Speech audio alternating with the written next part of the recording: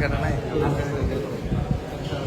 আজকে দ্বিতীয় দিনের মতো আমরা ডাইনিং চালাচ্ছি। আমাদের আজকে আছে বড় সাইজের একটা মাংস আছে, সবজি আছে, ডাল আছে, সাথে লেবু আছে। আজকে দ্বিতীয় দিনের মতো আমরা চালাচ্ছি। আমাদের প্রাইস নির্ধারণ আছে 50 টাকা। ডাইনিং এর খাবারের মান কেমন হচ্ছে আগে আর বর্তমানে? খাবারের মান সেটা মনে করেন যে আমরা তো বলো ভালোই, এখন একদম মনে করেন যে সাধারণ আছে তার সাথে শুনেন আকাশ ভাই আছে, আমাদের আকাশ ভাই থেকে শুনেন যে খাবারের মানটা কেমন। হাতে সেটা ক্যামেরা ধরে ডাইনিং এর খাবারের মান আগে থেকে অনেক ভালো হয়েছে, রান্নার মানও ভালো হয়েছে। আগে দেখতাম যে সব খাবারের স্বাদই সেম ছিল, এখন খাবারের স্বাদ পরিবর্তন হয়েছে। আমরা আশা করবো আরো যখন মেম্বার আসবে খাবারের মানটা আরো অনেক ভালো হবে। মিলন কথা বলুন।